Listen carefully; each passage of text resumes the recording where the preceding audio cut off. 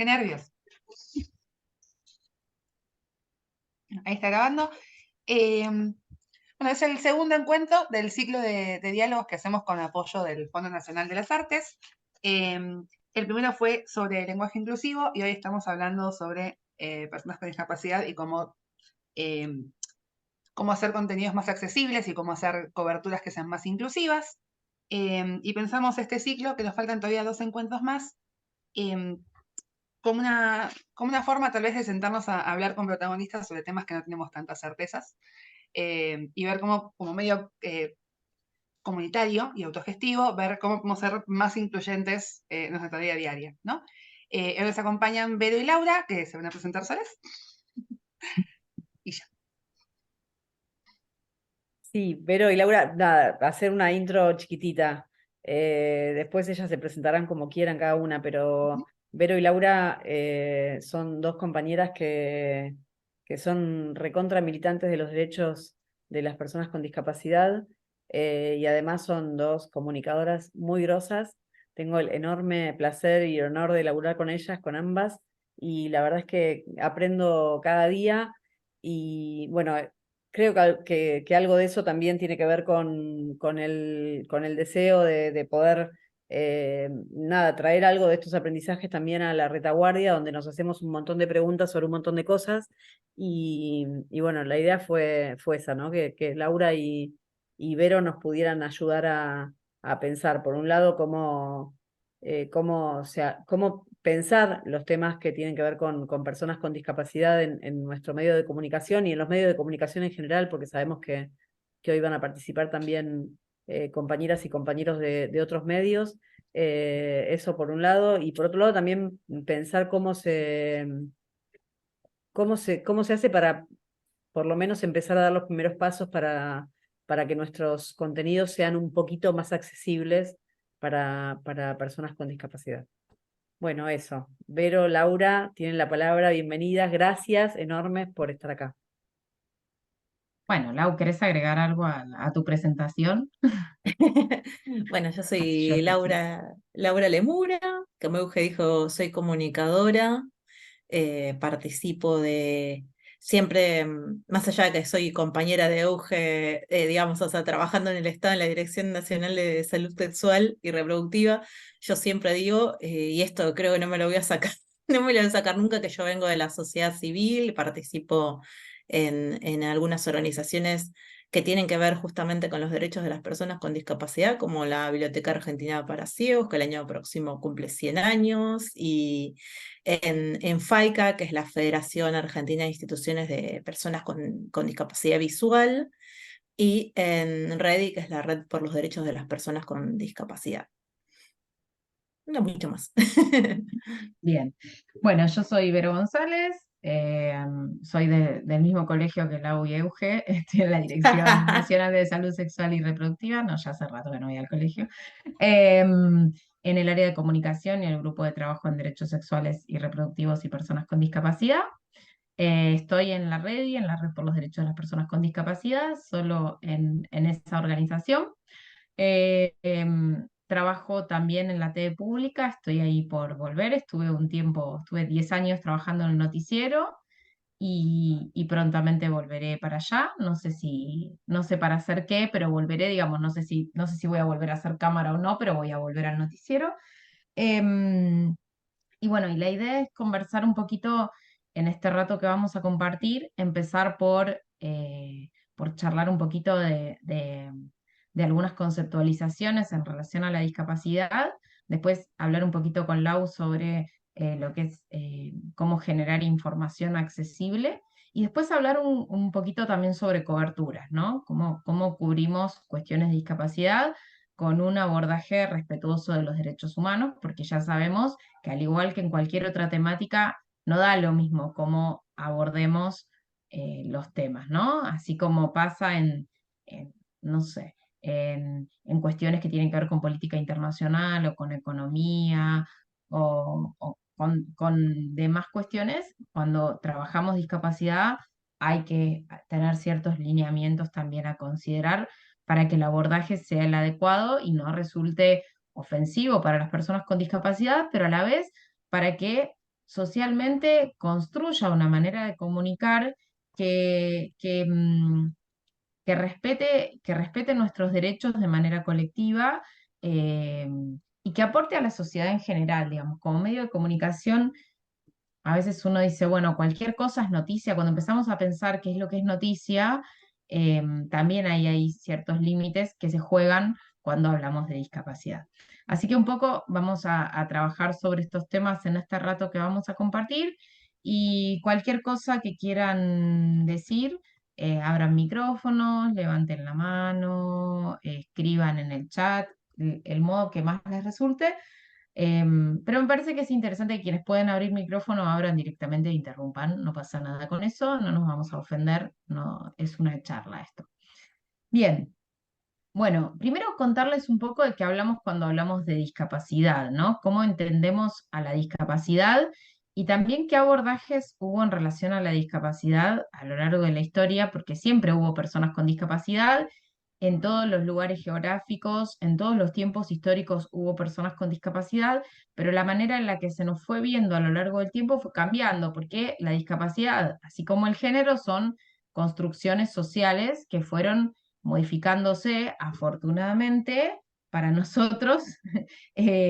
Y bueno, y eso marcó muchas diferencias en el reconocimiento de los derechos, ¿no? En principio, en la antigüedad, directamente se eliminaba a las personas con discapacidad porque se veía la discapacidad como un disvalor, y entonces la discapacidad era o un producto de un castigo divino, o bien se tomaba como una cuestión como, bueno, las personas con discapacidad son seres de luz.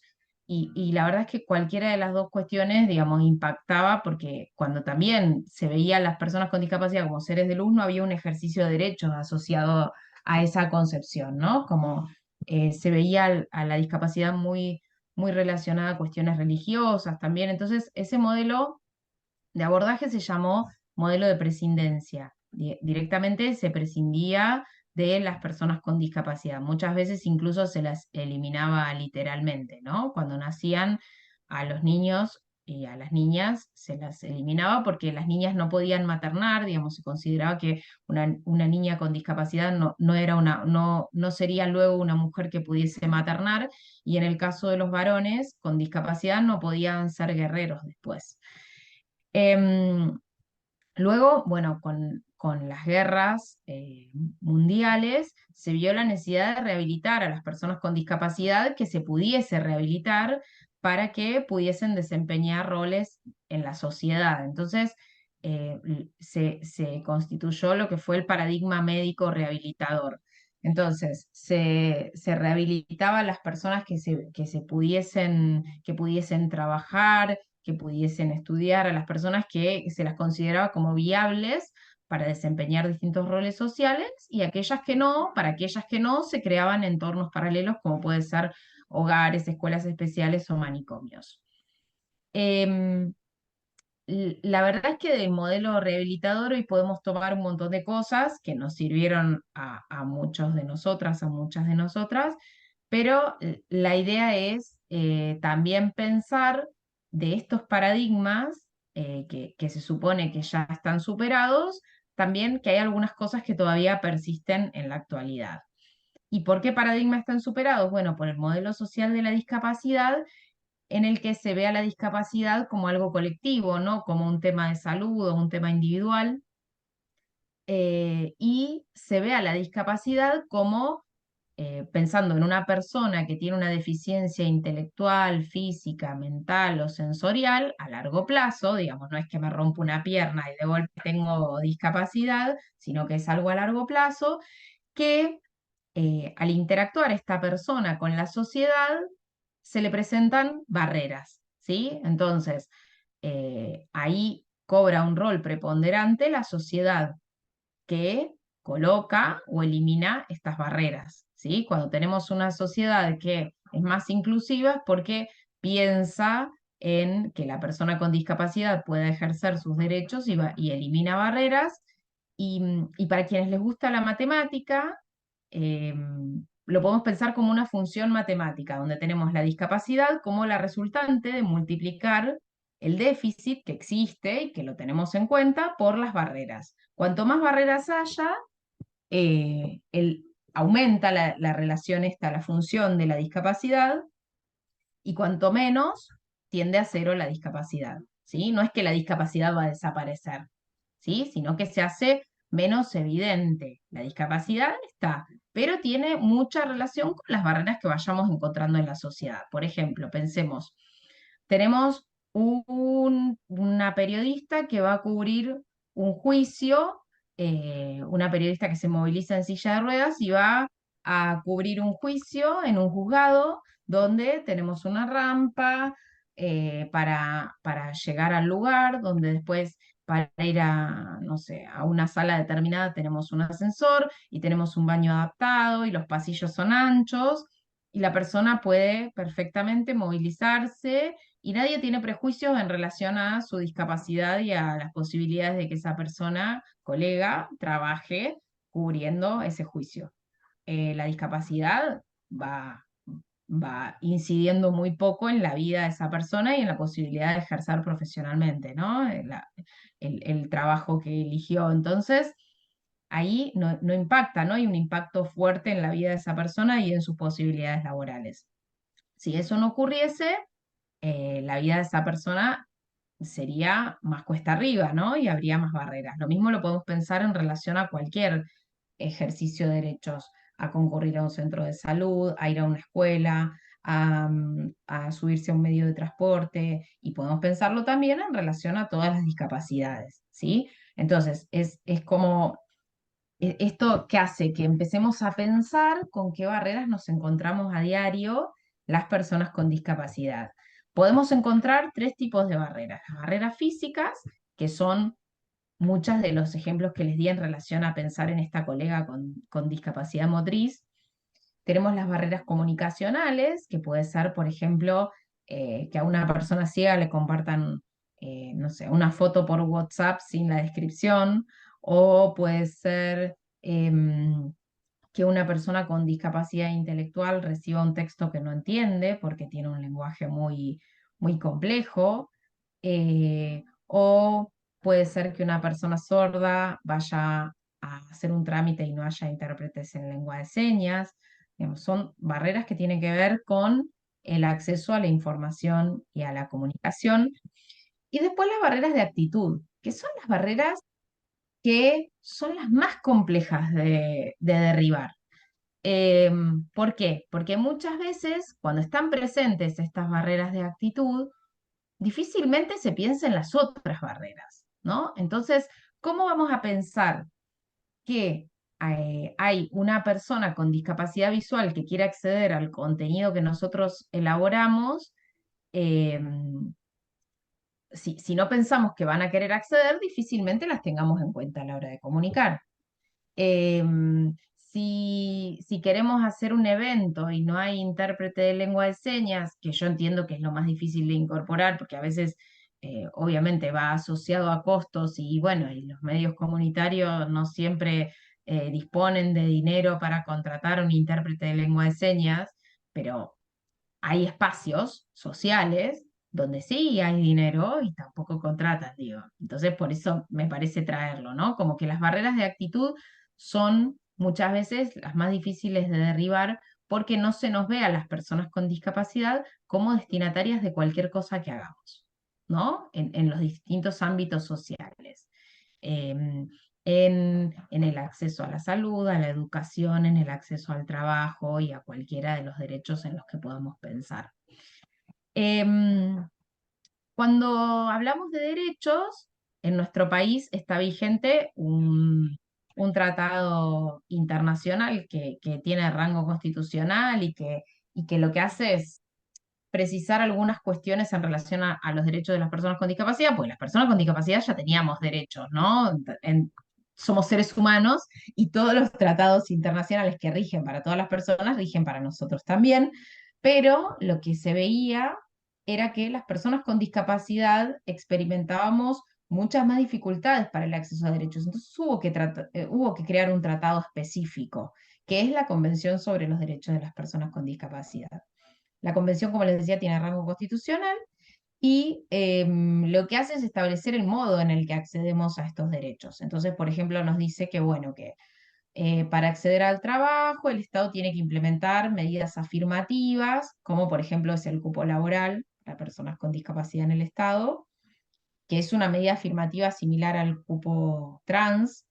Ahí, bueno, eh, hace pocos días tuvimos los dichos desafortunados de Bussi, hablando de que cada persona se tiene que hacer, que bueno, que si eligen ser una persona trans, y bueno, que se arreglen, y que si una persona es rengo, ciego, sordo, más o menos así habló, y ahí, bueno, es importante pensar que los dos colectivos son colectivos con derechos históricamente vulnerados y que los cupos son una medida afirmativa para que las personas podamos tener empleo hasta tanto se nos contrate únicamente por idoneidad y no se tenga en cuenta otras situaciones como disvalores, ¿no? Que no se considere que una persona con discapacidad, por ejemplo, es improductiva o que una persona trans no va a poder hacer determinadas cosas, o hasta tanto no haya inequidades en el acceso a la educación y a la formación, ¿no? Eso también es interesante pensarlo.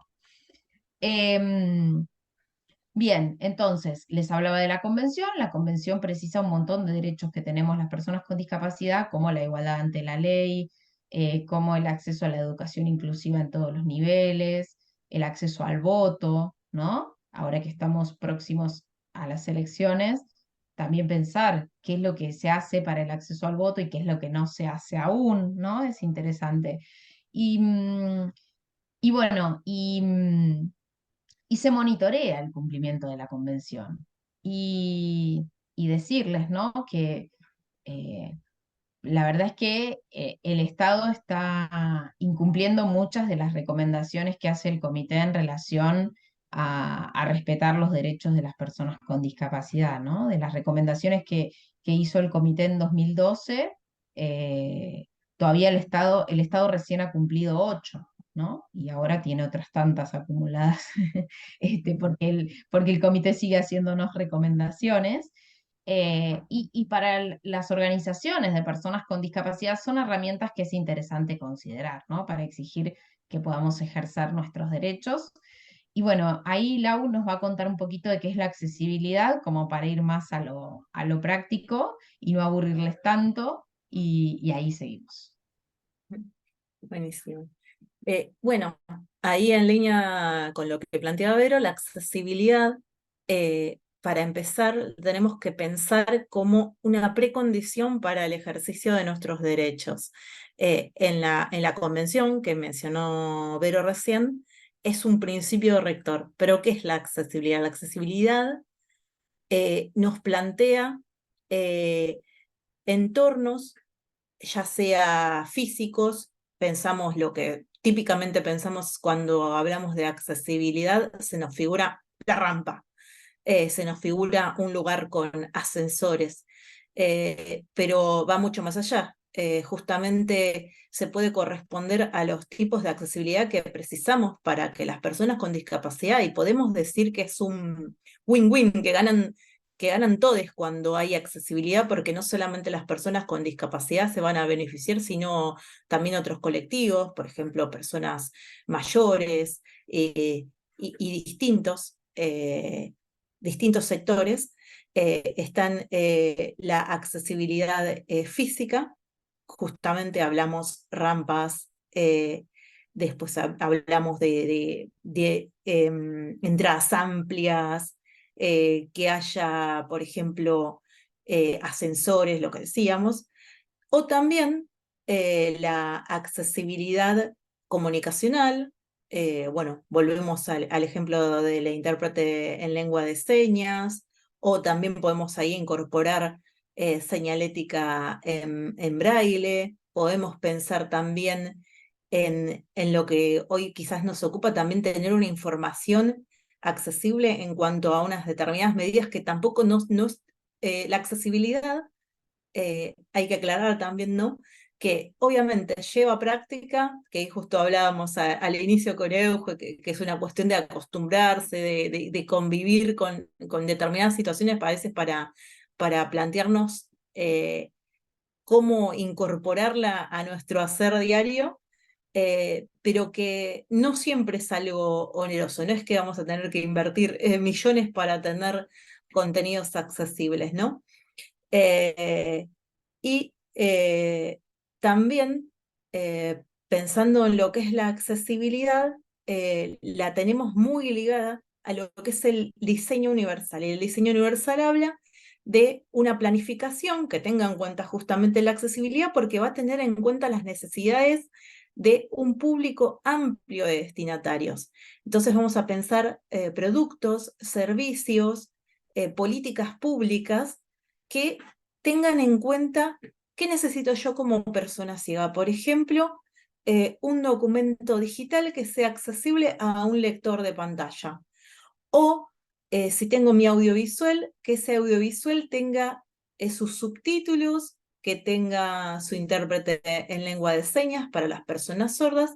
Y por ahí justamente esta es otra de las características que quizás yo destacaría acerca de la accesibilidad. No hay una sola forma de hacer contenidos accesibles y en un mismo formato se pueden conjugar varias medidas de accesibilidad e inclusive para un mismo colectivo. Por ejemplo, los subtítulos para las personas sordas y la lengua de señas para las personas sordas. ¿Por qué? Porque hay personas sordas que no saben lengua de señas, entonces van a leer, y hay personas sordas que solo saben lenguas de señas y no les van a bastar los subtítulos. Como no todas las personas ciegas sabemos braille. En mi caso sí, pero hay también un porcentaje de las personas con discapacidad visual que además, por ejemplo, pueden ser personas con baja visión, que en cuanto a discapacidad visual son mayoritarias.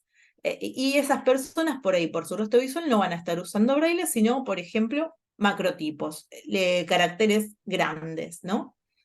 Perdón, Esto Lau. Sí, O puede haber personas que adquieren la discapacidad siendo también. adultas mayores o que tienen discapacidad visual por diabetes y ahí tienen más Ujú, dificultades en el tacto y entonces total. no lo incorporan. Ujú, sí, hay diferentes instancias por las cuales podemos llegar a, digamos, o sea, no ser el prototipo de persona con discapacidad que uno podría creer.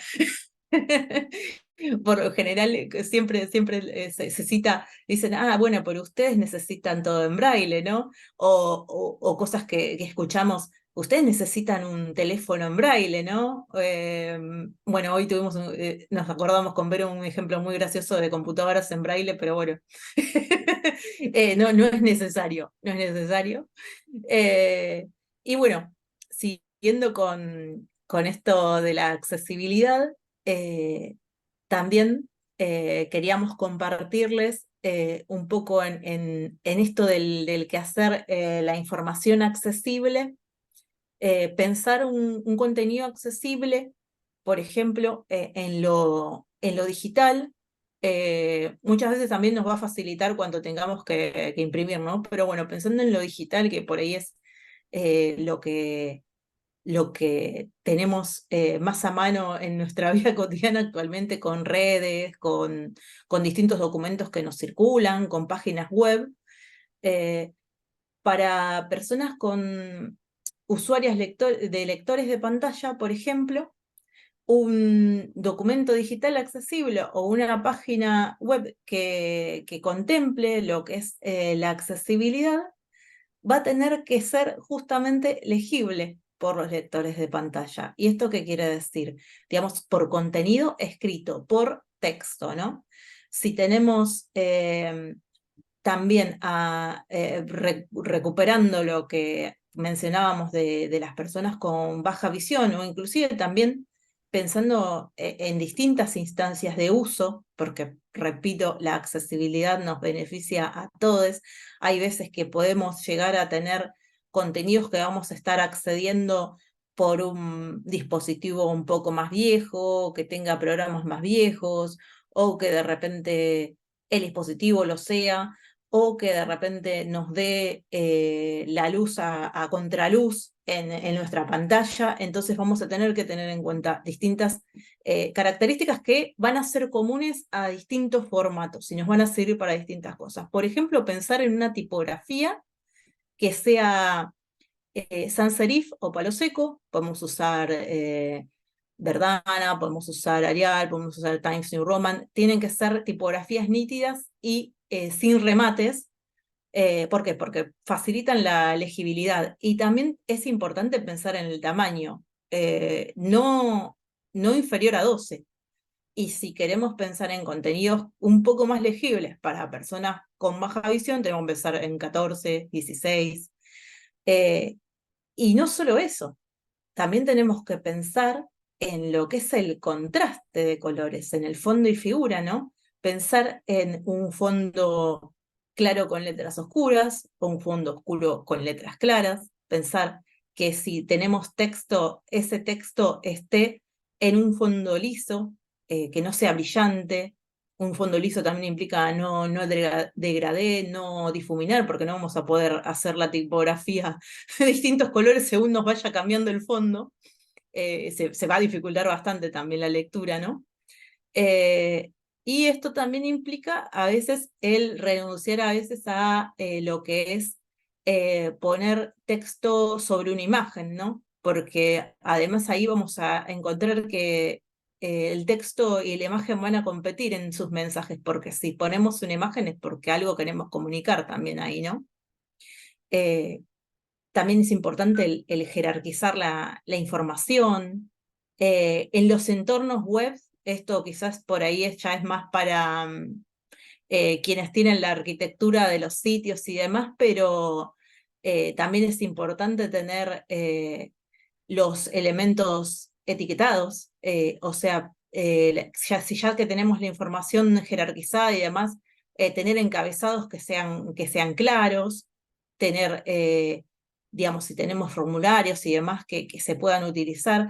Una cosa también que había olvidado decir acerca de lo que es los lectores de pantalla es que tienen una lectura lineal. Por ejemplo, si tenemos un documento o un artículo en una web que va a doble columna, lo importante sería poder tabularla bien o evitarla. Si no estamos seguros de poder tabularla bien, evitarla, porque el lector de pantalla va a tener una lectura lineal. Lo mismo que va a suceder, por ejemplo, con las tablas. Las tablas nos conviene insertarlas y no dibujarlas, porque si no el lector no va a reconocer, por ejemplo, que estamos ante una tabla. También como una recomendación, porque no todos sabemos acerca de lo que pueden llegar a ser siglas que quizás para nosotros son comunes y para otras personas son desconocidas, si vamos a usar siglas, poder aclararlas al inicio de nuestro texto, poder también tener, si vamos a tener que usar abreviaturas, poder tener una referencia de esas abreviaturas, poder no cortar las palabras. Si se puede alinear el texto a la izquierda, hay mucha gente que la lectura se la va a simplificar.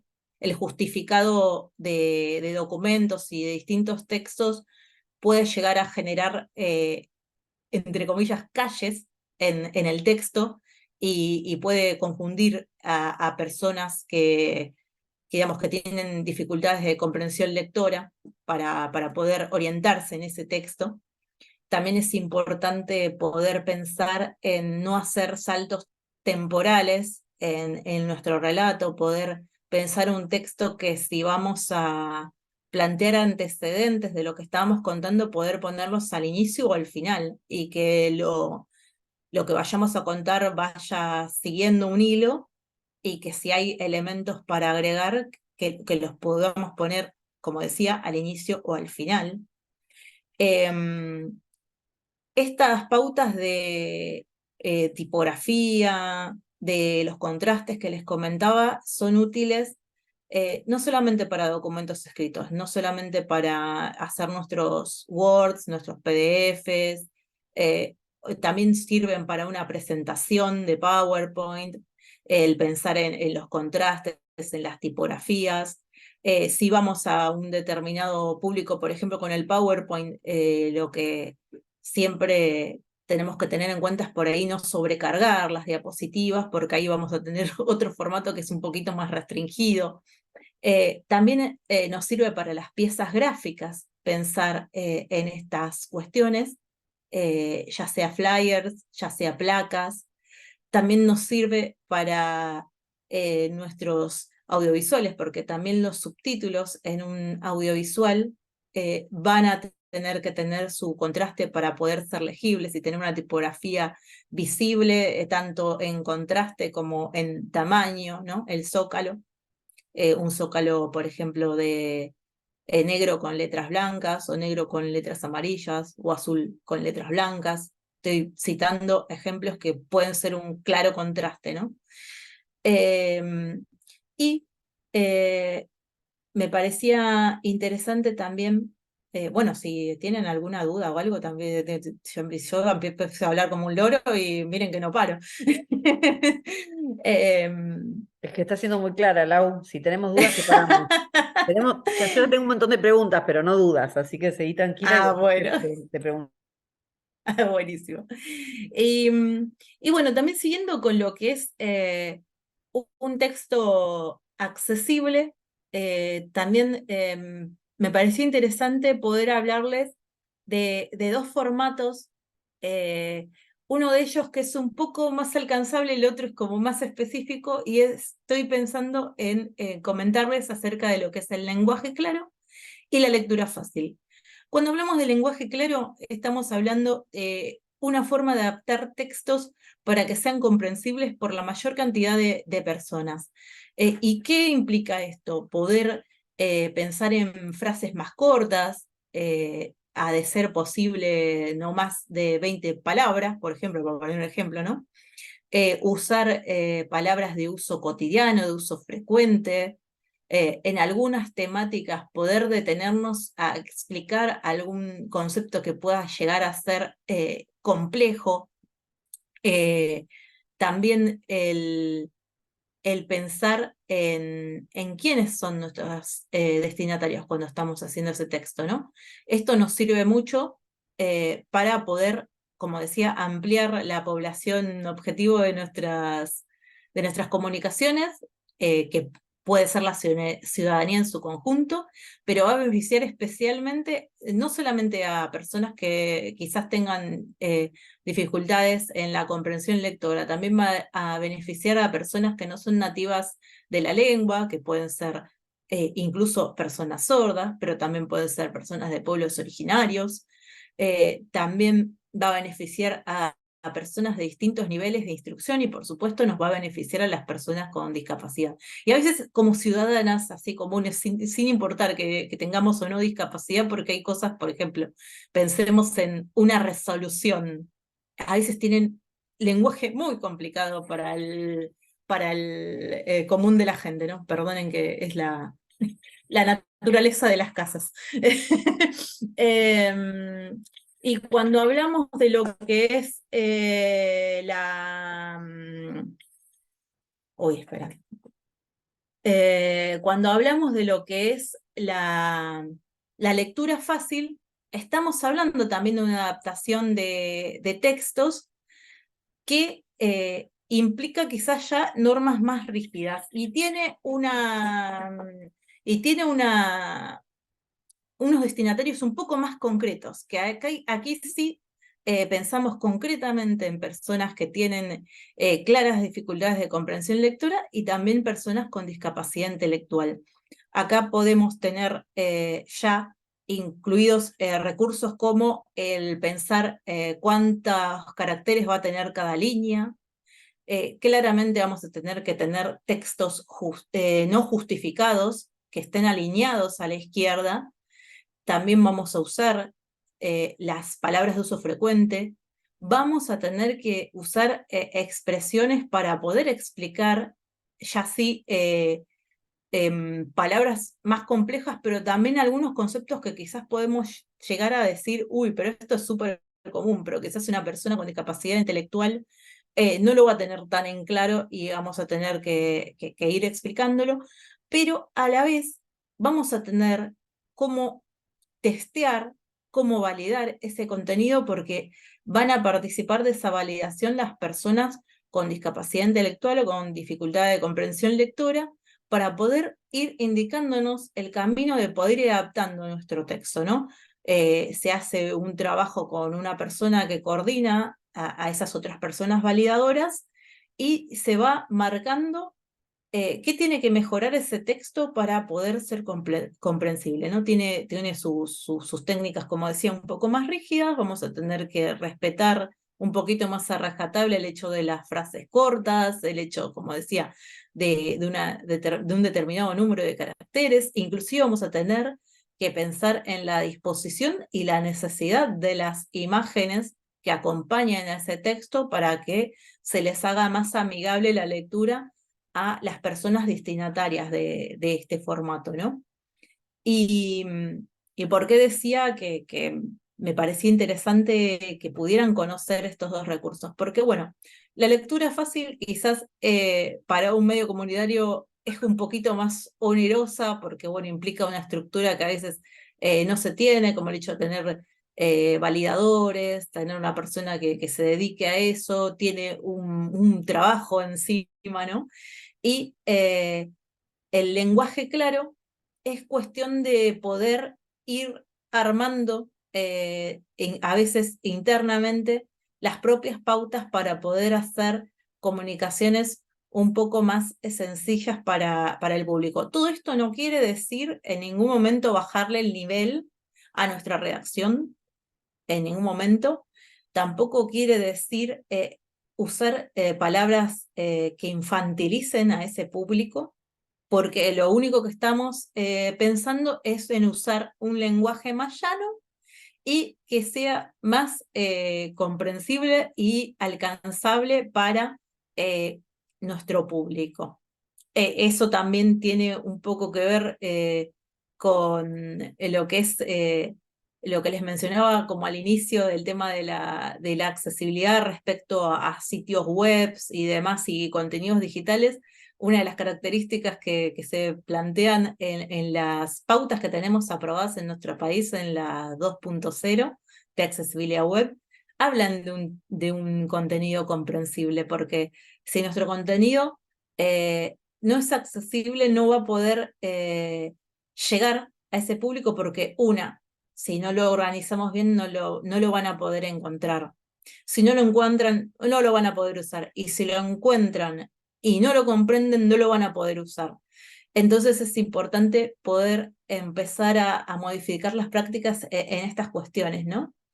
De todo esto que les comentaba, ahora estaba pensando en una cuestión más práctica, como decía Euge, y por ejemplo pensaba en las piezas gráficas o en un documento que tuviera imágenes. Y también sirve porque las redes ya nos tienen como público, lo que decía Vero, hay muchas instancias donde no somos consideradas como destinatarias las personas con discapacidad, pero el mercado ya nos está viendo como público. Y las redes como Facebook, como Instagram, como LinkedIn, ya lo tienen incorporado con cuestiones automáticas, otras como Twitter hay que añadirlo. Pero bueno, las redes que antes mencioné se pueden modificar. Estoy hablando de lo que es el texto alternativo para las imágenes. Las imágenes las podemos accesibilizar en cuanto a su contenido, poniendo epígrafes también, pero también una función que es muy útil, que la vamos a poder detectar las personas que somos usuarios de lectores de pantalla, es el texto alternativo. ¿Qué es el texto alternativo?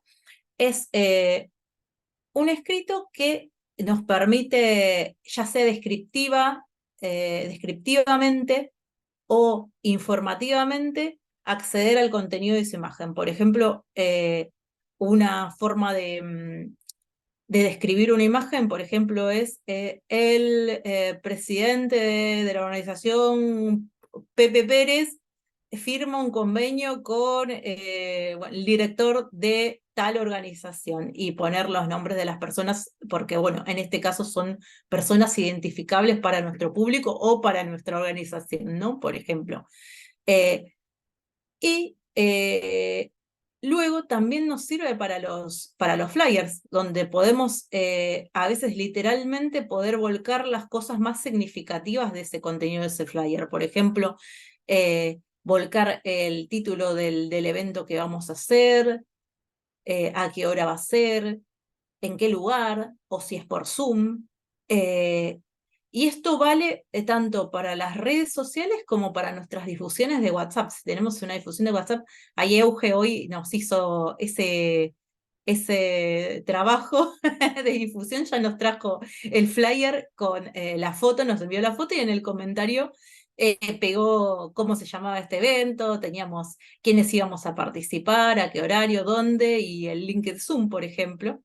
Y entonces ahí ya teníamos resuelto la accesibilidad de ese flyer, ¿no? Después para, qué sé yo, que los diseñadores no se queden tan tristes, hay veces que se pueden llegar a describir también, si queremos, en un flyer los colores o quizás los logos de quienes organizan, si hay más de una organización, porque es información que a otras personas les llega, pero esa información tiene que ir luego de la información importante en este caso. Por ejemplo, en este evento, hablar de que se llamaban medios y personas con discapacidad, el horario, dónde iba a ser y todo, y quizás sí nos hubiese importado que se supiera, no sé, que estaba la retaguardia y no sé, qué sé yo, galletitas Marolio, hubiéramos dicho, bueno, en la esquina inferior derecha se encuentran los logos de la retaguardia y galletitas Marolio.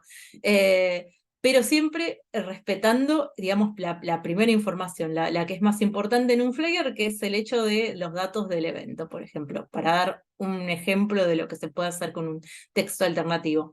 En lo que son las redes sociales, hay información que se puede recuperar en el copy, en el mismo post, y en el texto alternativo de la imagen también podemos recuperar, justamente quizás si recuperamos un flyer, poder poner estas cosas esenciales, pero a la vez poder darnos el lugarcito para poder ponerlo estético, porque a veces también hay flyers que tienen fotos de los disertantes o fotos de una determinada cosa que es significativa para el evento y por ahí nos sirve describirlo. O para la noticia, ¿no? En una página web, pensar que si tenemos una imagen puede estar aportándonos información. Por ejemplo, no sé, una infografía.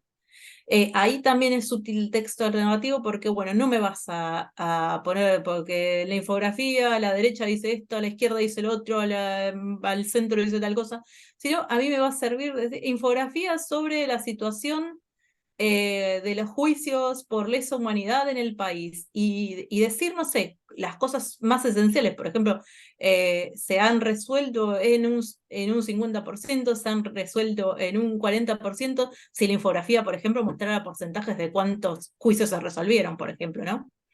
Pero bueno, Perdón, creo Lau, que un sí, comentario dale. solito. No, solo estaba pensando que a veces, si es mucha la información que Ujú, tenemos en un flyer y por ahí no entra en el comentario de la imagen, por ahí se puede generar un PDF con la ujú, imagen y el texto también, digamos, pegado ujú, en el PDF, como para que si lo queremos distribuir por WhatsApp, tampoco corre el riesgo de claro. que no se envíe solo la imagen sin el texto Ujú, que la acompaña, ¿no? Como por claro. ahí tener esa opción también si la información que queremos comunicar es mucha. Ujú. Claro. Sí, de hecho ahí también podemos hacerlo ya sea usando el texto alternativo o poniendo el texto y, digamos, o sea, también la imagen y diciendo que, bueno, que esa es la imagen del flyer, si no queremos estar haciendo, digamos, o sea, diagramando el texto alternativo, podemos poner el texto del flyer arriba y aclarar que esa imagen que acompaña ese documento es el flyer, digamos, como decía Vero en ese PDF. Por lo general queda más lindo por ahí tener la imagen con el texto alternativo porque, bueno, accedemos así a la info de una misma manera, ¿no? Mm. Eh, Así que, bueno, em, Me, ¿sí? no, me meto un cachito con algo que tiene que ver con esto que traías acerca de lo estético, que Mm, también comunica cosas, ¿no? Y yo ujú, pensaba hoy, charlábamos mientras almorzábamos con Vero, Laura y las demás compañeras de la dirección, y yo me di cuenta que ni Vero ni Laura sabían que nuestro logo era amarillo igual que el PRO. Y es un dato, ¿no? Digo, es un dato y pensaba, digo, nunca les conté, por ejemplo, y nunca contamos de ningún modo que la retaguardia tiene su logotipo escrito al revés, Mm, en espejo, y que se lee la retaguardia en espejo, digo, ¿no? Y mm, es, digo, por ahí parece algo tonto, mm, pero la estética da cuenta de muchas cosas, ¿no? ujú, Y si no tenemos manera de reponer eso, hay una parte que ustedes, por ejemplo, se pierden, ¿no? Y pensaba en ujú, esto de la importancia de la descripción de las imágenes, ¿no? Que a veces ponemos epígrafes dando por sentado que todas las personas vemos. Y entonces hay, digo, como un montón de cosas que se pierden, ¿no? Y a veces ujú, también hay que pensar en la descripción, qué es lo que se ve y no poner tampoco cuestiones interpretativas, ¿no? Como ujú, qué es lo que se está viendo en la imagen y contar qué es lo que se ve en la imagen y nada más, ujú. porque a veces Sí, también se le pone como mucha carga por querer emotiva. describir más, claro. Y de repente, la verdad es que lo que nosotros necesitamos es acceder a la misma información que se accede Ujú, visualmente. ujú, total. Era lo que por ahí hablábamos con Euge Ibero y bueno, las chicas que estaban al principio, Ceci y Gaby, creo que me acuerdo bien.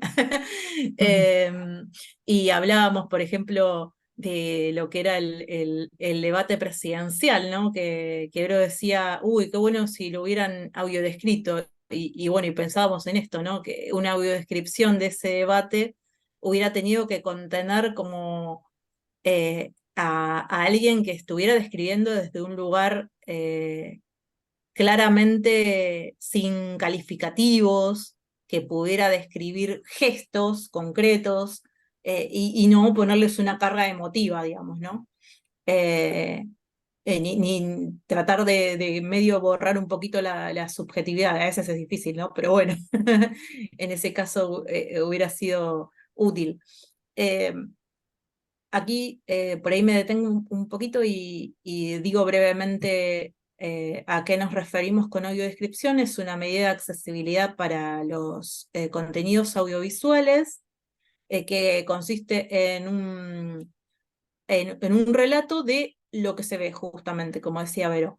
Este relato es guionado, o debería, quizás en el mundo ideal debería, lo que es la ley de medios de comunicación audiovisual, cuando lo especificó muchas veces canales que trataban de cumplir con esta pauta de un determinado horario de contenidos con audiodescripción, hacían, por ejemplo, las audiodescripciones de las novelas en vivo. Era una cosa que no les puedo explicar, que se confundían el nombre del personaje con el nombre del actor que lo hacía, le mandaban fruta con algunas cuestiones, digamos, era como bastante desprolijo, digamos, o sea, tenían toda la re buena voluntad, pero era algo bastante desprolijo. Y cuando pensamos en lo que es una audiodescripción, estamos pensando en ese relato que va a ocupar los espacios, por esto también hubiera sido un poco complejo hacerlo en el espacio de un debate presidencial, ¿no? Que va a ocupar los espacios donde no hay diálogo y donde claramente no va a interrumpir lo que está sucediendo y que estamos presenciando, digamos, ¿no? Nos va a contar cuestiones del entorno, si es que son necesarias, nos va a contar cuestiones eh, por ejemplo, hablando de lo estético nuevamente, en una película, si tenemos una película que es toda color y justo hay una escena donde la imagen está en blanco y negro y hay un detalle de color, eso claramente la audiodescripción nos lo va a recuperar porque evidentemente en el relato visual algo tiene que ver. Entonces, la forma de recuperarlo va a ser con una audiodescripción justamente, que se va a limitar justamente a decirnos, no nos va a decir, porque el director quiso decir esto cuando marcaba este color rojo, por ejemplo. También tiene como pauta también el hecho también de ser un contenido revisado, un contenido que necesita ser visionado para ser audiodescrito, se va a tener que hacer un visionado del material audiovisual, se van a tener que pensar en los tiempos de locución de ese material.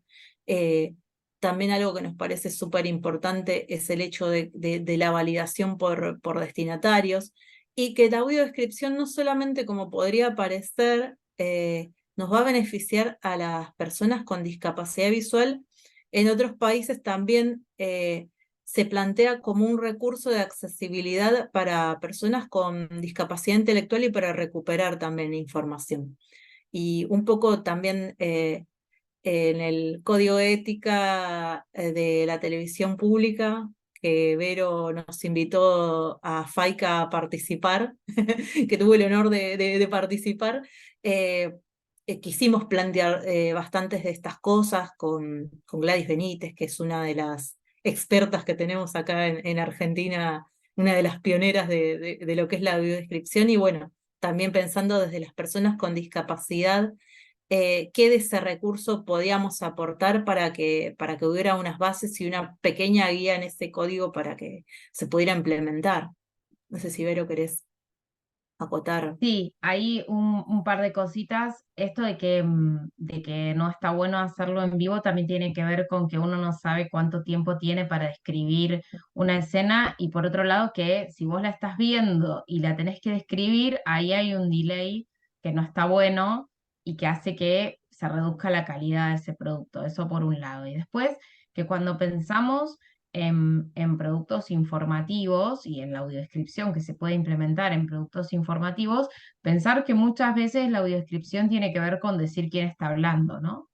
En general, en productos más que tienen que ver con la ficción o con las pelis, ahí sí hay más que describir porque hay mucho visual que ocurre en una película o en una serie. Para ver ahí ejemplos de audiodescripción está bueno ver las plataformas, muchas lo incorporan, y me parece que es un ejercicio interesante, ¿no? Como para ponerse a pensar qué es lo que está bueno de escribir. Hay que decir también que muchas veces en las plataformas también se equivocan los nombres de los personajes, anticipan escenas, pero bueno, Ujú, por ahí hay cosas que describen que está bueno, no sé, planos y cosas que es interesante como para ver qué es lo que ujú, quiso mostrarnos el director en esas imágenes. ujú. Y después, bueno, ni les cuento lo que es ver, no sé, una peli de niñez con audiodescripción, Oh, es un flash porque van a es lo 1000 por hora, y si no, es tremendo. A mí me pasa que mi familia me la hace así casera, la audiodescripción, incluso mis hijos de muy chiquitos audiodescriben, y es muy fuerte tener que escuchar como la audiodescripción casera y las voces de las personas que hablan, es un montón. Pero está bueno también, y los chicos van adquiriendo ese ejercicio de Mm, escribir. mm. No sé, Lau, si querías contar algo más o paso un cachito al código de ética y a Sí, cobertura, sí, pasa. pero Ahí Dale. te, bueno, Sí, sí. una cosa, me parece que Fer quería hacerles Dale. una pregunta porque abrió el micrófono muchas veces. dale, Fer, Ay, Sí, pobrecito. pero cuando no quieras. no tengo claro si me escuchan. ¿Me Sí, escuchan? sí. Perfecto. Sí. Ahí va, ahí va, ahí va. Y recién me surgió la duda porque Euge me decía, escribí en el chat que ellas te leen, sí, efectivamente, y con el chat cómo se manejan. Con el chat, Dale. sí, el lector Con- de pantalla nos lee, lo que pasa que si estamos hablando, lo más probable es que sea como ahí Ahí va, molesto. Claro, claro. yo de Pero hecho lo tengo, mala mía, lo tengo desactivado Silenciado. las notificaciones, y si quiero ir a leer el chat me tengo que, ya hago mis comandos en el Bien. Zoom y lo leo con el lector de pantalla que había mencionado. No, yo El, quería preguntarles para poder poner en acción algunas de las cosas que ustedes fueron comentando. Por ahí mm, es una locura lo que voy a plantear y quizás en un quilombo y seguimos con ustedes hablando, ¿no? Pero yo no sé si ustedes ingresaron últimamente alguna de las dos a la página web de la retaguardia. Y yo lo que pensaba es, si no es mucho lío, si pueden ingresar ahora y nosotros compartimos pantalla para quienes pueden seguirla y que nos vayan diciendo qué leen y que nosotros veamos lo que efectivamente no les llega, digamos, que hay un muro informativo que les impide que llegue la información. Pero si es mucho lío, yo estoy improvisando ahí, sin guión. no, está re bueno lo que proponés.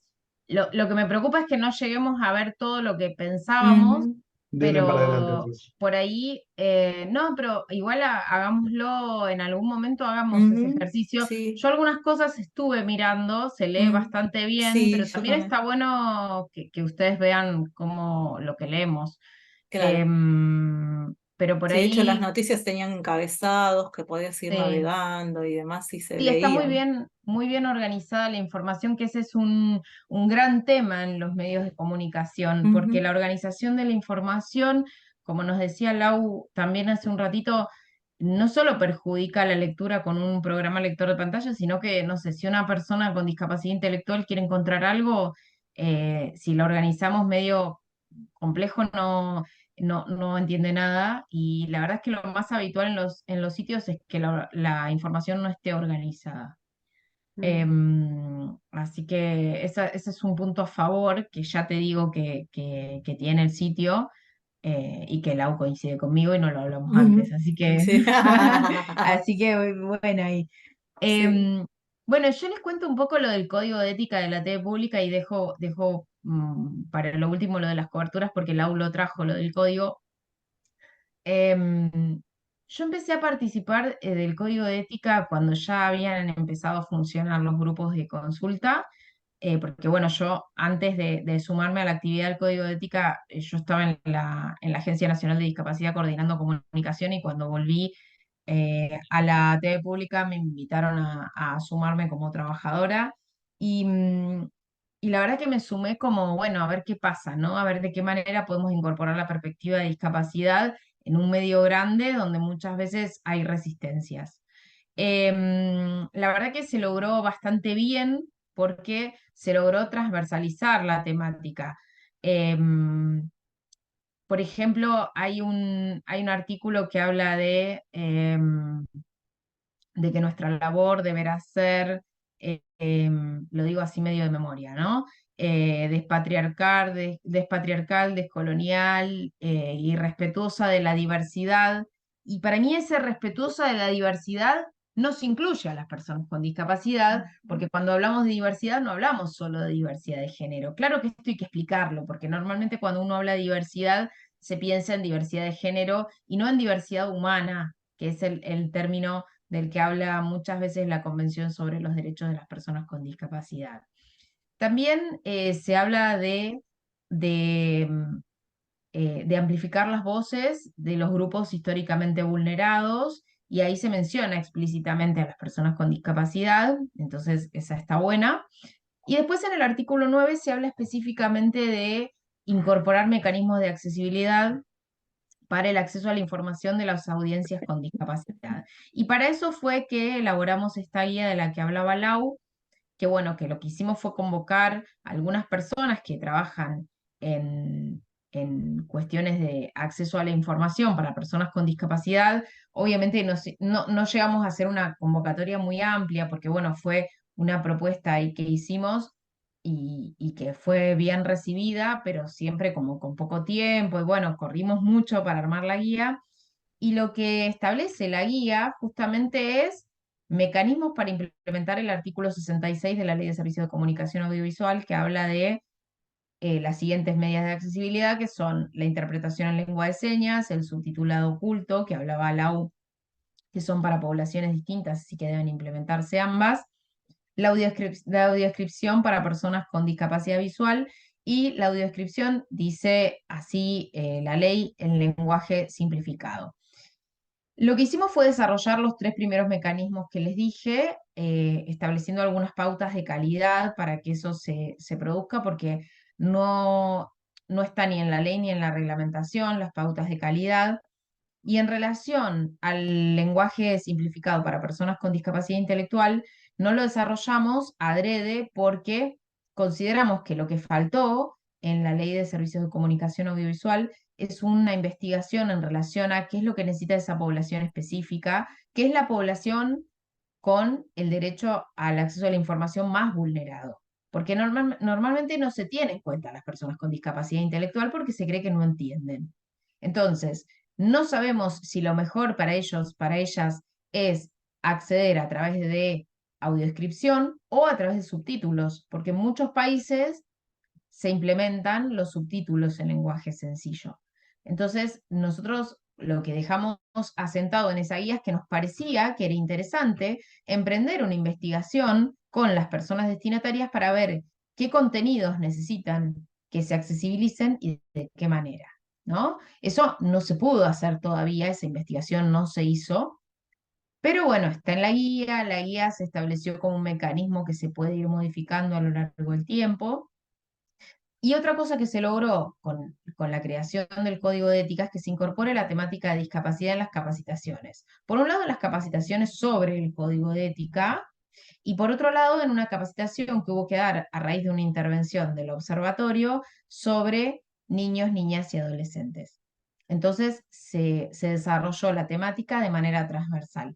Y para mí, que vengo trabajando en la TV pública hace mucho, mucho rato, es un gol, ¿no? Digo, ¿alcanza por sí mismo, por sí solo? No, no alcanza. Hay que seguir trabajando y hay que seguir trabajando también en cómo se realizan las coberturas, que es como ahí el próximo tema que vamos a abordar, pero me parece que es un montón considerando las resistencias que muchas veces hay para trabajar estos temas. Bueno, ¿qué pasa con las coberturas en relación a la discapacidad? Ya sabemos que quien consume habitualmente los medios de comunicación ve muchas veces notas sobre discapacidad ligadas a una cuestión lastimosa, que nos da pena, que todos lloramos cuando vemos la nota, nos ponen la musiquita de fondo, ¿no? Que conmueve. Muchas veces incluso se habla de sensibilizar, y cuando algo nos sensibiliza, por ahí lloramos, nos ponemos tristes y decimos, ay, si me pasa esto me muero, y después a los 5 minutos nos olvidamos. A mí me gusta hablar de concientizar porque cuando nosotros trabajamos para concientizar, después los derechos de las personas y el cómo vemos a las personas cambia, digamos. El tema de que somos sujetos de derechos como que se hace carne y empezamos a introyectar eso y a pensar a la persona como sujeto de derecho y no como, ay, qué pena, pobrecita, lo que le pasa, ¿no? Porque el pobrecita no nos sirve a nadie, no le sirve a la sociedad en su conjunto y no nos sirve tampoco a las personas con discapacidad. Todavía se ve a las personas con discapacidad como asexuadas, como incapaces de cuidar, como eternas niñas. Vieron que mucho, mucho más ligado a las personas con discapacidad intelectual, pero nos pasa a todas las personas. Sentar a la chica, sentar a la nena, ¿no? Son cosas que escuchamos con mucha frecuencia y eso también se ve en los medios de comunicación y también se ve que habitualmente hablan por nosotras, por las personas con discapacidad, nuestras familias o profesionales que trabajan con nosotras, ¿no? Profesionales de la salud o profesionales de rehabilitación o docentes, ¿no? Rara vez damos el micrófono a las personas con discapacidad. Y hay un desafío, ¿no? Porque por un lado y acá un poco hablando como periodista, por un lado es sacarnos todos los prejuicios que tenemos encima y escuchar a la persona y reformular las preguntas toda vez que sea necesario. Em, y pensar que la persona lo que nos está diciendo es algo interesante y ver la manera de comunicarnos, ¿no? Em, a mí me pasó que una vez estaba entrevistando a una persona con discapacidad intelectual. Yo estoy habituada a entrevistar personas con discapacidad intelectual porque entrevisté muchas, pero esa vez estaba cubriendo un trabajo que hacía un grupo de personas con discapacidad que hacían almohadones, ¿no? Y la novedad era que Carrefour estaba comprando esos almohadones, entonces queríamos contar esa historia de qué bueno que Carrefour les está dando trabajo y contar un poco qué trabajo estaban haciendo estas personas, ¿no? Entonces, bueno, fui a la cooperativa, les empecé a preguntar qué era lo que hacían y bla. La cuestión es que una de las personas con discapacidad intelectual, cuando le pregunto cuál es su trabajo, me dice, yo escribo cartas de amor. Ajá. Y entonces, ¿cómo seguimos la entrevista? Porque, a ver, ella te dice, yo escribo cartas de amor y vos decís, bueno, ese es su trabajo. Como, digo, uno te pregunta cuál es tu trabajo y vos respondes una tarea formal de las habituales que uno hace, pero yo escribo cartas de amor, es como que, ajá, bueno, obviamente yo seguí esa entrevista, porque también es pensar, a ver, a una persona con discapacidad intelectual es muy difícil hacerle una nota en vivo. ¿sí? También hay que pensar qué recurso es aplicable para cada persona y cuáles son las posibilidades de cada persona. A una persona con discapacidad intelectual, por ahí le tenés que hacer 4, 5, 6 preguntas para poder armar un testimonio, ¿no? Eh, y le tenés que buscar la vuelta, porque a veces le haces una pregunta y tenemos una manera tan enrevesada de preguntar que muchas veces se nos queda mirando como diciendo, ¿qué? ¿Qué me quiso decir? Y no pasa porque la persona no entienda, pasa porque somos raros al hablar eh, y utilizamos palabras difíciles porque creemos que eso nos hace más inteligentes, más formados, más académicos. Y la verdad es que lo que está bueno es que hacer una pregunta que la otra persona te la entienda y te la pueda contestar, ¿no? Em, yo me imaginaba a cualquiera de mis colegas haciendo esa nota de yo escribo cartas de amor y digo, bueno, ¿y qué harían? ¿No? Em, y, y, mm, y después otra cosa que me parece interesante traerles es qué les pasa a las personas que entrevistamos cuando ven una persona con discapacidad entrevistando, ¿no? Que eso está bueno, es interesante y hasta es gracioso en algún punto, porque bueno, me he cruzado con todo tipo de reacciones, como la de che, qué bueno que haya una periodista ciega en la televisión pública, hasta incomodidades, que de hecho la nota que les traje tiene una de las personas entrevistadas que estaba bastante incómoda, y bueno, me resultó como, hoy cuando veía la nota me acordaba de las reacciones. Em, pero rompe con un montón de estigmas y para mí es una de las satisfacciones que tengo del tiempo que estuve haciendo cámara en la TV pública, que me parece que rompe un montón, ¿no? Con prejuicios y estigmas muy arraigados en relación a las personas con discapacidad. A mí me parece que el primer, no sé si consejo, pero por ahí la primera recomendación es pensar que hay un montón de información que nos pueden dar las personas con discapacidad, no solo hablando de discapacidad. Podemos hablar con un economista que hable de economía en general, que sea una persona con discapacidad, o podemos hablar con un médico que sea una persona con discapacidad, o podemos hablar con un biólogo que sea una persona con discapacidad, o con un abogado que sea una persona con discapacidad, o con, digamos, múltiples profesiones, ¿no? Digo, me parece que también es interesante pensar a la discapacidad no limitada a que las personas con discapacidad hablamos de discapacidad, ¿no? Me parece que eso como mensaje está bueno. Me parece también que está bueno pensar en cómo nos comunicamos con las personas con discapacidad y de qué lugar hablamos con las personas con discapacidad. Si un periodista que no tiene discapacidad va a hacerle una entrevista a una persona con discapacidad desde un lugar de la lástima y de, bueno, vamos a dedicarle un ratito y vamos a hacer esta nota de cualquier manera, la persona con discapacidad seguro lo va a percibir, porque eso se nota y se ve después en las coberturas también, ¿no? Cuando el abordaje no es el correcto y no es un abordaje respetuoso de los derechos, eso se ve en las coberturas y lo vemos nosotros, las personas con discapacidad, y no da lo mismo, ¿no? Es interesante también pensar que las coberturas de discapacidad también requieren de investigación, requieren de consultar fuentes estadísticas, requieren de que leamos expedientes judiciales. Yo hice una diplomatura en criminalística y criminología porque tenía muchos casos judiciales que estaba trabajando en la TV pública y dije, bueno, yo me tengo que formar acá en esto, me falta. Y bueno, me hice una diplomatura en criminalística y me aportó un montón de herramientas y ahí con Emilio Ruchaski trabajamos muchos casos judiciales juntos y nos encantaba trabajar juntos porque somos igual de obsesivos y de rigurosos. Por ahí lo conocen, Emi es súper piola. Y bueno, nada, como algunos consejos quería dejarles para el abordaje de estos temas. Me parece que lo más importante es no restringir los temas de discapacidad a la sociedad, verlos como un tema transversal que atraviesa todas las cuestiones que podemos trabajar. Cuando hablamos de economía también hablamos de discapacidad, podemos pensar en en qué gastos incurrimos las personas con discapacidad adicionales, ¿no? O en qué pasa con el empleo de las personas con discapacidad.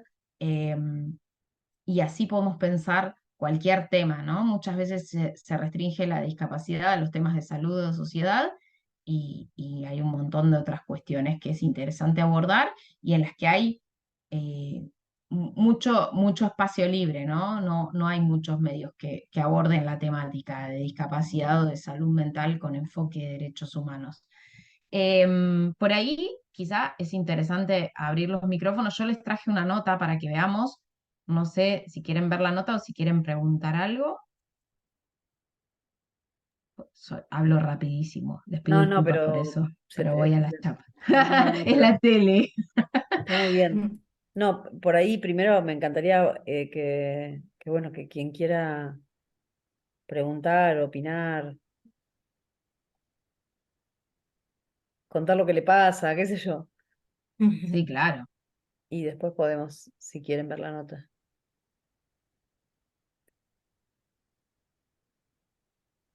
Yo no sé Bueno, si quedaron todas no nos abrieron el espantadas micrófono.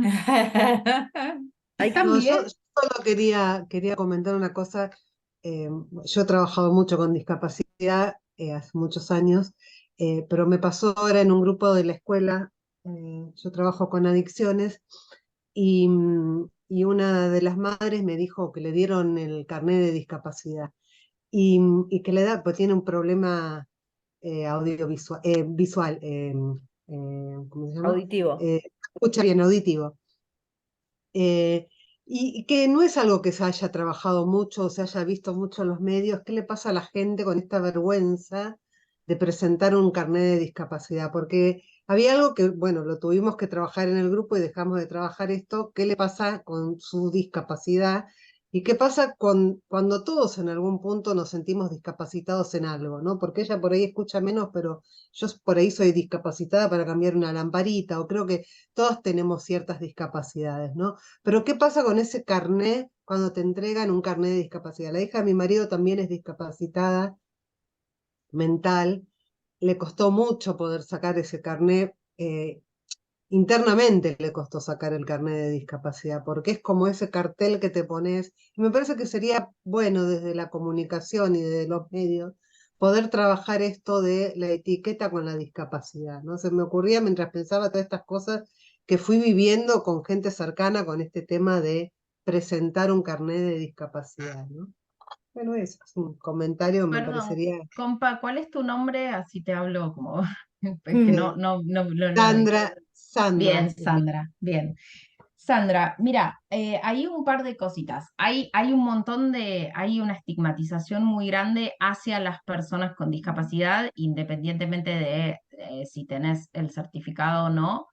Em, claro que el tener el certificado hace que para acceder a algunos derechos haya que exhibirlo, digamos, es como la condición de la política pública, como para identificar de algún modo a las personas con discapacidad, pero me parece que sí, digamos, en esto que vos decís, me parece que sí hay que trabajar muy fuerte desde los medios de comunicación para romper con la estigmatización que hay en relación a la discapacidad, porque se ve como un disvalor.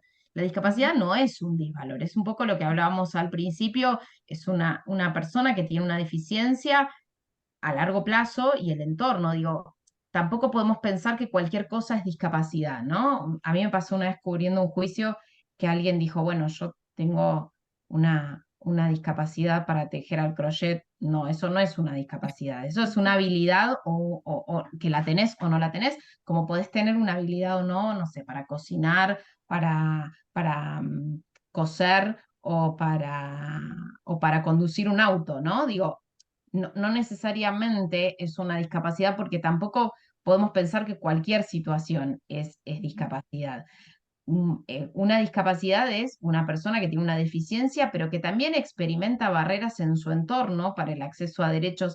Y me parece que esto es importante destacarlo, porque si nosotras no experimentásemos barreras en el entorno para acceder a los derechos, la discapacidad se reduce. Entonces, es interesante pensarlo porque también transforma la discapacidad en algo colectivo que nos atañe a toda la sociedad. No es un problema que yo tengo o que la hija de tu marido tenga o que la otra chica tenga, es un tema social. Entonces, en la medida que sí.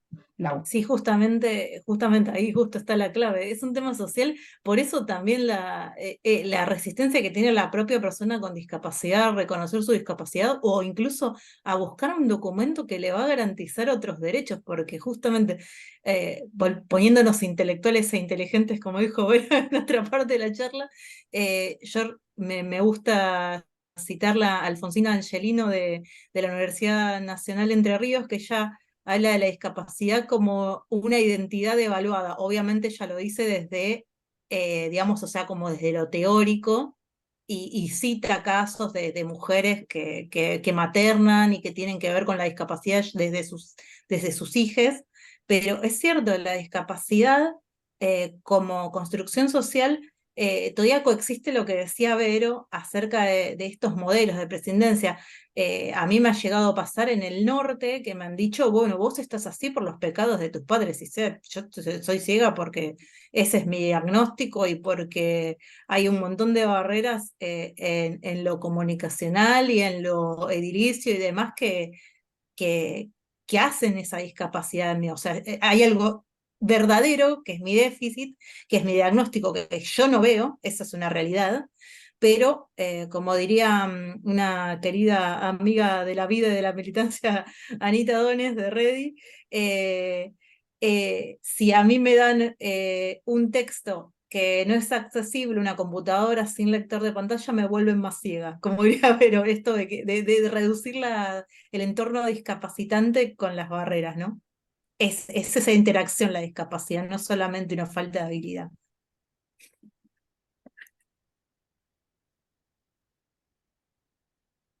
Y ahí está bueno también pensar que no hay una única manera de hacer las Ujú, cosas, ¿no? No hay una única manera de percibir el mundo, ujú. no hay una única manera de movilizarse, no hay una única manera de entender las cosas. Yo una vez hablaba con una persona que sabe mucho de personas con discapacidad intelectual, que dirige una organización que para nosotras es modelo en muchas cosas y que brinda un servicio de catering espectacular, entre Mm, paréntesis, para hacerles propaganda, que es la Granja Andar qué de rico. Moreno. Y sí, y el director de esa organización me decía una vez, ¿sabes qué pasa, Vero? No es que ellos no puedan aprender matemáticas. El tema es cómo se las enseñas. Y a mí eso me abrió mucho la cabeza, porque si Ujú. no, empezamos a pensar qué es lo que no pueden, no, no podemos esto, no podemos aquello. No, bueno, a ver, hay que ver. Hay cosas que sí no podemos. Si yo quiero ser cirujana, no, por favor, no se dejen No, operar conmigo porque no les va a ir bien. Pero digo, claro. dentro de ciertas cuestiones más, ¿no? Tampoco pensar la discapacidad como una incapacidad, ¿no? Que me parece que es lo que muchas veces pasa y lo que condiciona nuestras vidas profundamente. Ujú. Hola, quería intervenir un poco con esto que están hablando. Soy Natalia, también de la retaguardia, y el año pasado estuve acompañando a la comunidad sorda que estaban peleando porque salga la ley de lengua de señas.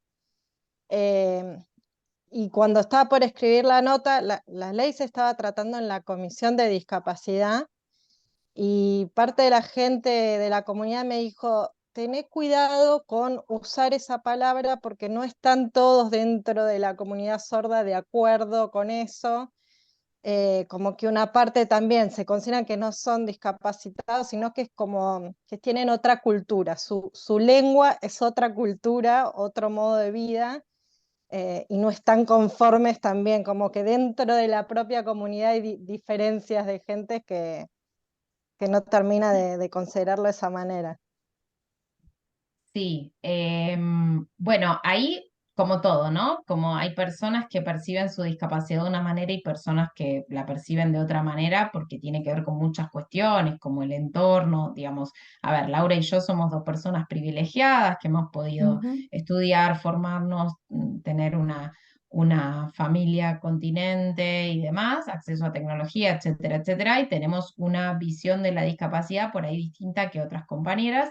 Y lo que se da en la comunidad sorda es que muchas personas sí se sienten como que no son personas con discapacidad, a la vez hay muchas de ellas que tienen certificado de discapacidad y que acceden a un montón de prestaciones de discapacidad y no lo cuestionan, ¿no? Y también eso hay que decirlo, ¿no? Con todo el amor, pero es así, Sí. digo. También tiene que ver con cómo se percibe la discapacidad, otra vez, ¿no? La percibimos como algo malo, como un disvalor, como algo que hay que esconder, como algo que nos da vergüenza o como una característica más, entre otras. Bueno, de hecho, lo que mencionabas al inicio también, que hablaste de los dichos de Bussi, justamente cuando hablaba de las personas trans, yo dije, el colmo de las discriminaciones, porque cuando habla de las personas trans y como un poco a muchas personas les pareció como que comparaba a las personas trans con las personas con discapacidad. Y yo cuando escuchaba eso, la indignación que tenía alguna gente por haber sido comparada con una persona con discapacidad, porque escuché videos de personas trans diciendo, no, yo no tengo discapacidad. Y esta típica cosa de enemistar identidades y colectivos vulnerados y que no solamente pretendía menospreciar a la comunidad trans, sino que doblemente quería digamos, o sea, meter en la misma bolsa a las personas con discapacidad y a ambos colectivos como en una connotación negativa a la enfermedad. Entonces yo que me tengo que hacer cargo de estos enfermos y nos estaba triplemente, doblemente, no sé, infinitamente discriminando a ambos colectivos. Y es eso lo que va pasando también con ese disvalor que decía Vero.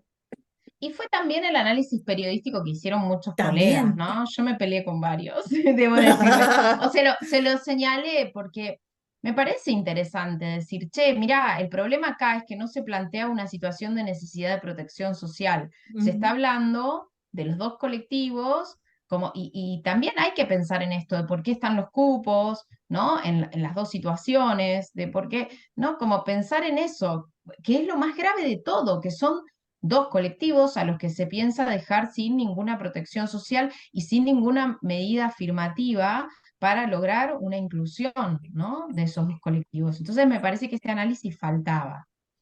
No sé si alguien más quiere hacer algún comentario, porque nosotras hablamos mucho. Yo la veo a Ceci abriendo el micrófono A mucho. ver, Ceci, tú puedes. ¿Cómo andan?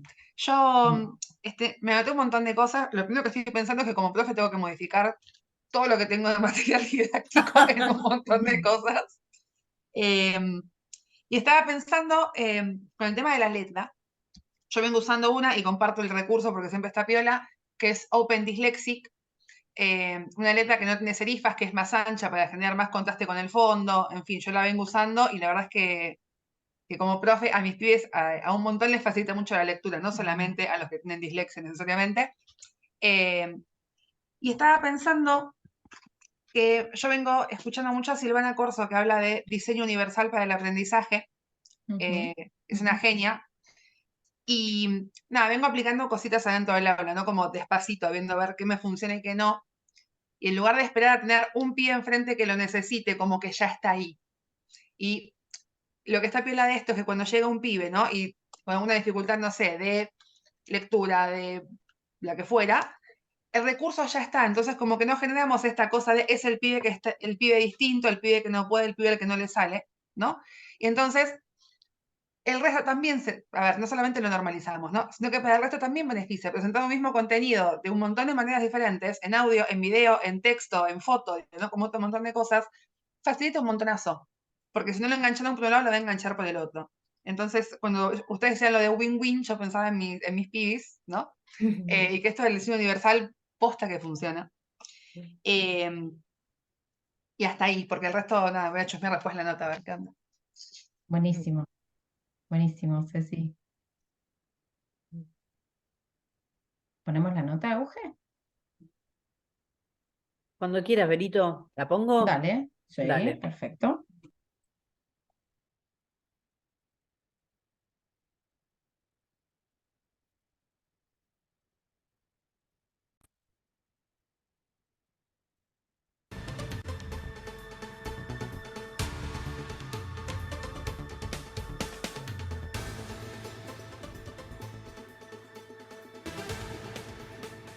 En este momento del noticiero estamos con Verónica González y la primera pregunta que tengo para hacerte es ¿quién fue José Poblete? Ahora vamos a explicar por qué y todas las circunstancias que rodean este caso. Vero, ¿Qué tal, Ceci? José Poblete fue el líder del Frente de Lisiados Peronistas. Era una organización que buscaba que las personas con discapacidad sean sujetos de derecho. Y claro, también se unían a distintos reclamos sociales. Ellos querían una sociedad más justa. Entre otras cosas, bueno, lograron la primera ley de cupo laboral, Ceci, que establecía un cupo del 4% no solo en el Estado, como es la ley actual, sino también en empresas privadas. Fue la tercera norma que derogó la dictadura militar. Ellos, bueno, luchaban al nivel de poner en riesgo su vida. Muchos fueron secuestrados y José y Gertrudis, su mujer, fueron secuestrados, torturados y desaparecidos. Muy bien, por esa razón que les acaba de contar Vero recién, hace 10 años la Corte Suprema de Justicia de la Nación declaró inconstitucional la ley de impunidad que regía en el país. Vamos a compartir este informe.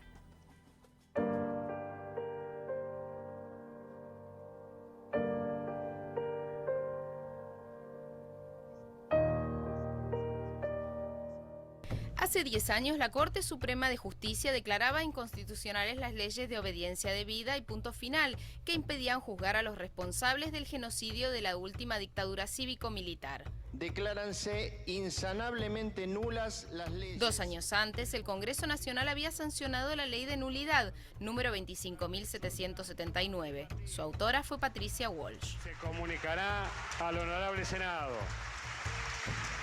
El 12 de agosto del año 2003 pido una sesión especial. Las primeras horas de ese día empezamos a tener señales de que algo cambia, de que algo se está moviendo en la construcción de impunidad en nuestro país que llevaba tantos años. Es que habíamos llamado a una movilización en la Plaza de los Dos Congresos, una movilización que empieza a ser muy convocante. Con la reforma constitucional del año 94 se incorporaban los tratados internacionales a la Carta Magna, que eran contradictorios con las leyes de impunidad. Había una ley de nulidad que planteaba un problema constitucional que era necesario resolver de alguna manera. No podíamos, o por lo menos desde mi punto de vista, no creo que se pueda habilitar al Congreso para que anule leyes que el mismo Congreso había sancionado, particularmente cuando no es por razones de forma, ¿no?, sino por razones de contenido de la ley, ¿no? Creo que esa es una función que corresponde al Poder Judicial. Otro país, en este caso España, nos estaba reclamando que nosotros enviásemos por vía de extradición para ser juzgados en España a personas que habían cometido delitos en territorio argentino, lo cual significaba una cesión de soberanía en razón de que nosotros habíamos incumplido la ley internacional. El caso que provocó la nulidad fue la desaparición de José Poblete y Gertrudis Laxic, junto con su hija Claudia Victoria, de 8 meses. Él era un joven chileno que vino a nuestro país a rehabilitarse luego de haber perdido sus 2 piernas en un accidente ferroviario. En 1972 creó el Frente de Lisiados Peronistas, una organización que luchaba por los derechos de las personas con discapacidad. Cuando vi la foto, esta primera foto mía de bebé, de gorda cachetona que había sacado a mi abuelo paterno, que yo me reconocí enseguida. Yo tenía fotos con mis apropiadores muy pegadas, con una cara así de entreceño, enojada, que la tengo en todas las fotos de bebé, digamos. Entonces me reconozco enseguida y como que me desarmo. Yo en ese momento empecé como a llorar, no entendía nada, porque era como esta cosa de que de golpe, algo que yo iba preparada para no creer, me había convencido enseguida. El teniente coronel Seferino Landa y su mujer Mercedes Beatriz Moreira fueron condenados a 9 años y medio y 5 años y medio respectivamente. Por la vigencia de las leyes de punto final y obediencia debida, solo se podía juzgar por robo de bebés, pero no por la desaparición y torturas a sus padres. Hace 15 años atrás, cuando fue el juicio de ellos, para mí todavía todo estaba muy fresco y era muy difícil. Entonces yo leo esa declaración y me comprendo a mí misma, ¿no?, que yo hoy hubiera sido más dura. El 6 de marzo de 2001, el juez Gabriel Cavallo declaró la inconstitucionalidad de las leyes de impunidad. El 14 de junio de 2005, la Corte Suprema de Justicia confirmó la inconstitucionalidad de las leyes de obediencia debida y punto final, y se comenzó a juzgar a los responsables. El primer juicio fue contra Julio Simón por el secuestro y desaparición del matrimonio Poblete. Cuando estaba apropiada, digamos, a eso de los 2 años, año y medio, me regalan un muñequito que lo tuve un montón de años, con el cual aparezco en todas las fotos de mi primera infancia, y yo a ese muñeco le puse el nombre Pepe. Era un muñequito chiquitito, de piernas cortitas encima, ¿viste? Así con una pose muy particular. Y cuando yo me entero del sobrenombre de mi papá y de que le faltaban las piernas y que él a veces andaba sobre sus muñones y todo, ese primer recuerdo de ese muñeco que se llamaba Pepe también me impacta y me trae esto, ¿no? De que uno es una sola persona y que en algún registro está de esos meses que pasé con ella. Veo que lo que ha pasado en estos 10 años ha puesto a la Argentina, diría, en la situación de un ejemplo mundial, ¿no? Creo que somos, hasta hoy, el único país en el mundo que frente a crímenes de lesa humanidad ha decidido simplemente a través de sin comisiones de paz, sin comisiones especiales, sino a través de su justicia ordinaria, juzgar, condenar o absolver, según corresponda, cada uno de esos delitos. Estos juicios hay que sostenerlos, tenemos muchos juicios en marcha, tenemos muchos genocidas presos, pero faltan muchos que están bajo proceso, incluso tenemos unos cuantos prófugos y tenemos un porcentaje muy elevado de prisiones domiciliarias, genocidas con prisión domiciliaria, y no queremos eso, queremos cárcel común, perpetua y efectiva para todos los genocidas. Al vivir el proceso me pude dar cuenta de lo que significaba tener un bebé, pude pensar lo que significaba que te lo arranquen de las manos. También pude entender lo que significaba mentirle a un hijo todos los días. En ese momento logro correrme y entender la magnitud de lo que me había pasado a mí y de lo que le había pasado a mis padres, digamos. Lo que me dejan es eso, ¿no? Como un ejemplo de que no hace falta mucho tiempo para que salga una vida sea importante. En el poquito tiempo que ellos estuvieron, dejaron marca en un montón de gente que los recuerda, que los quiere, que hasta el día de hoy se llenan los ojos de lágrimas cuando habla de ellos. Entonces eso es como un orgullo muy grande para mí.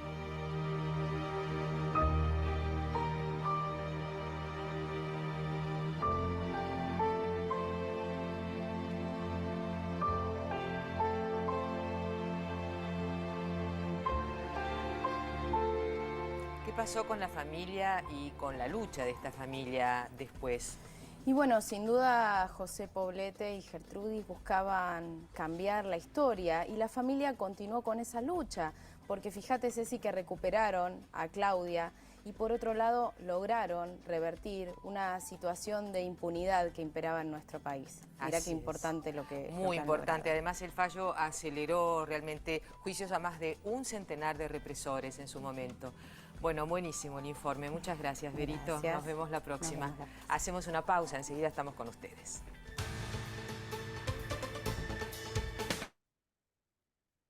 Bueno, les traje este informe un poco adrede como para ver cómo se relaciona un tema con el otro, ¿no? Por ahí son temas que ustedes cubren habitualmente y bueno, cómo la discapacidad también estuvo presente en estas cuestiones. La verdad que fue un informe que costó mucho hacer porque a veces no es tan fácil que se vea la relación entre un tema y el otro. Hay muchas personas con discapacidad que fueron desaparecidas y algunas personas que fueron secuestradas y que bueno, que posteriormente fueron liberadas. Muchos de los integrantes del Frente de Lisiados Peronistas ya no están. Esa historia es interesante recuperarla porque bueno, cuánto ponían en juego, ¿no? En riesgo sus vidas. Más aún que muchas otras personas sin discapacidad, porque había una situación de riesgo mayor. Y también es interesante pensar cuánto de lo que ellos reclamaban aún seguimos reclamando, ¿no? Como que pasó el tiempo, pero nuestros derechos aún en muchos casos no los podemos ejercer. Y bueno, quería traerles este informe que es uno de los que hicimos, la verdad que hicimos bastante en el tiempo bueno, que estuve trabajando en la TV pública, en algunos casos en informes específicos sobre discapacidad y en otros casos también informes sobre otros temas, ¿no? Sobre temas de género, derechos humanos, no solo trabajé cuestiones de discapacidad, pero bueno, me parecía interesante traerles este informe porque, bueno, se relaciona un poquito más con el trabajo que ustedes hacen. No sé si alguien quiere preguntar algo o hacer algún comentario. Me encantó el informe. Me encantó. Está buenísimo. Muy genial. No, me acordaba recién hablando de un poquito de eso de una persona que fue súper importante en relación a los juicios de lesa en nuestro país y en España también, que fue Carlos Eslepoy.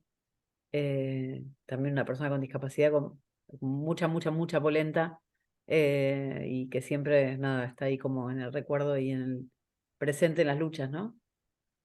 Pensando en cómo también, nada, esto de poder pensar a las personas en todas las dimensiones de su vida y su hacer, ¿no? Porque muchas veces pasa esto, ¿no? Digo, desde las comunicaciones, que se piensa a las personas en su dimensión de persona con discapacidad, y hay un montón de otras que por ahí, digo, mirando las noticias no suelen aparecer, ¿no? Y está bueno, por eso me gustó tanto el informe también, ¿no? Han dejado todos mudos, chicas, les quiero decir.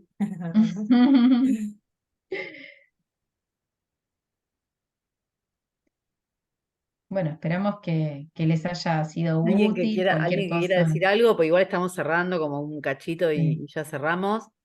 Pero Yo tengo una pregunta, pero es como más a futuro, en función de, bueno, lo que explicaron con respecto al código de ética de la TV pública y de la televisión pública y un poco lo que fuimos hablando en relación a la comunicación y cómo se trata el tema de la discapacidad y cuál sería como el escenario ideal o qué vendría a futuro en ese terreno, ¿no? En cuanto a medios de comunicación y los temas de discapacidad, digamos, o qué se estaría trabajando.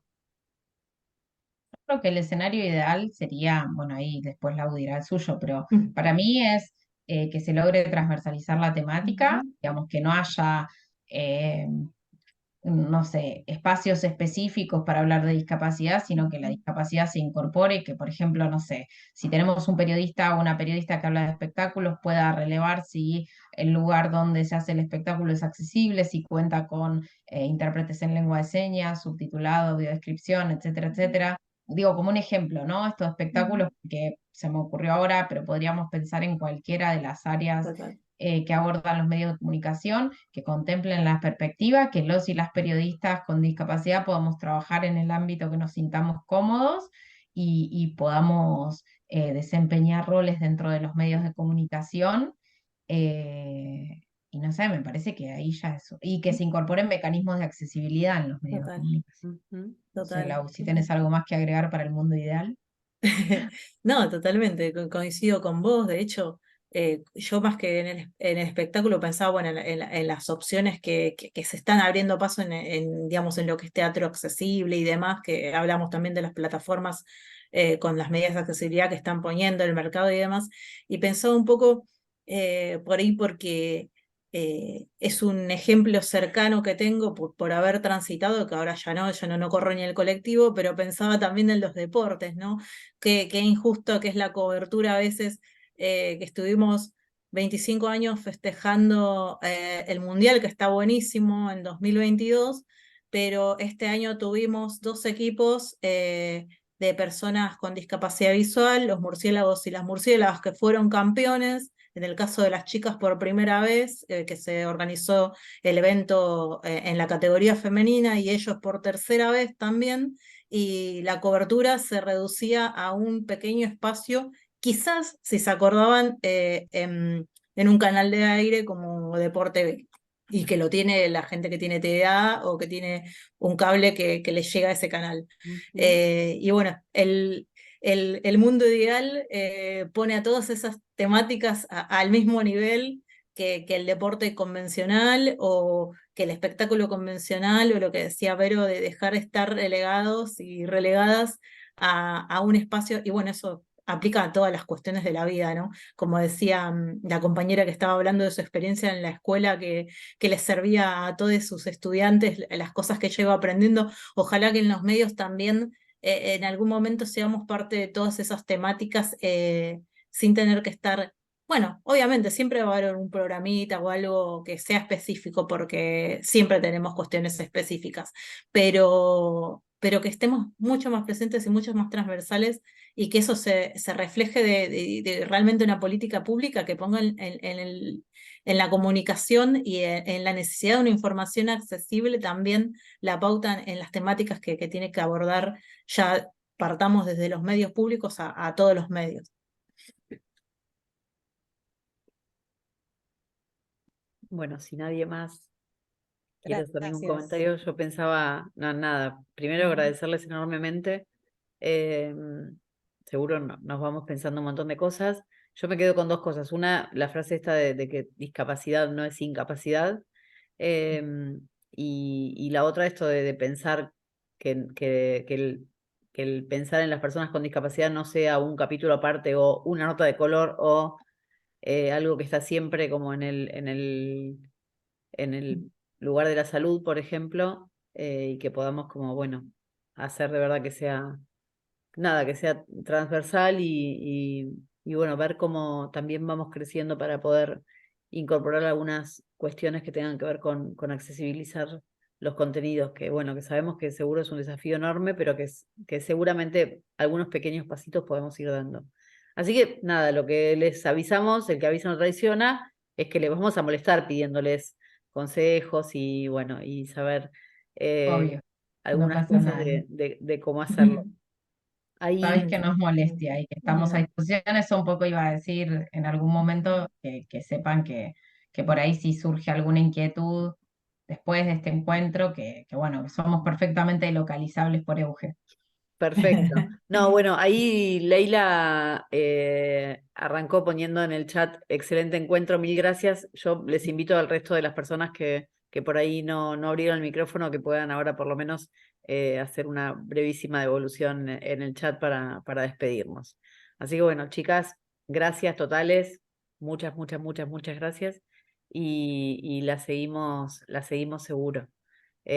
Vamos a seguir con este ciclo de talleres, pensando algunos temas que resultaban como temas difíciles de pensar solas. Así que bueno, después les invitaremos también, ahí dice Camila Cataño, gran encuentro, les invitaremos también a próximas instancias. Paola dice, muchas gracias por organizar esta charla y la invitación a participar. Realmente quedan un montón de cosas para pensar y aplicar, dice Fernando. Marilina, muchas gracias, chicas, excelente, me voy con un montón de info y con cosas para trabajar. Bueno, chicas, gracias totales. Muchas gracias. Muchas gracias. Abrazo. Las quiere fuerte. Gracias. Chao, gracias. Gracias. Chao, gracias. Abrazo. Chau.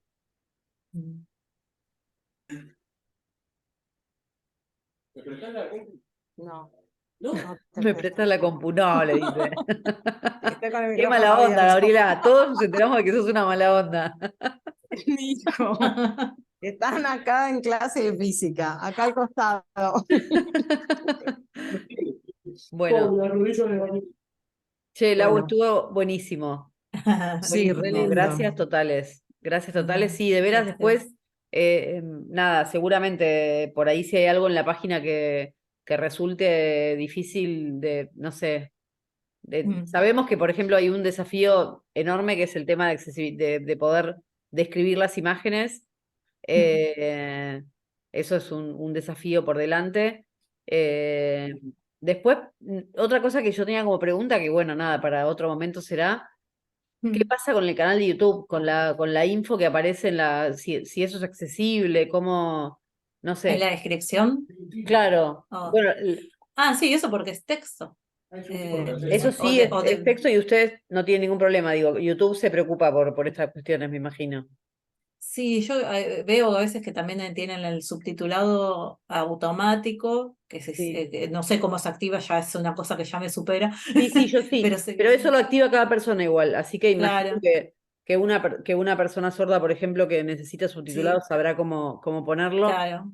Y después me imaginaba, bueno, también que por ahí hay que empezar a incorporar como esto de la costumbre de poder contar cosas que vemos, no sé, me imaginaba en los juicios, por ejemplo, que nosotros decimos, bueno, Claro. ahí vemos al imputado tal, y no Claro. contamos que el tipo está que por ahí el espacio que estamos viendo, cuando están en la cárcel común, que los vemos en un espacio como súper raro, con las paredes todas cubiertas, digo, como cosas que está buenísimo describir, y que a veces no tenemos la costumbre de hacerlo, ¿no? Y digo, pensando también Claro. que todo lo que estamos haciendo de la transmisión de los juicios seguramente va a quedar como en un archivo que va a ser importante, también está bueno como poder, nada, hacer estos esfuerzos de poder pensar en algunas cosas que, bueno, que podamos ir haciendo, ¿no? Claro. Así que Y bueno. sí. Bueno, gracias, Lau. No, Gracias totales. gracias por Bueno, la compitas. invitación. Muchas gracias. Nos vemos. Nos Chao, vemos. gracias. Chau, chau. Besitos. Chao. Chao. Incrementando. De 19,9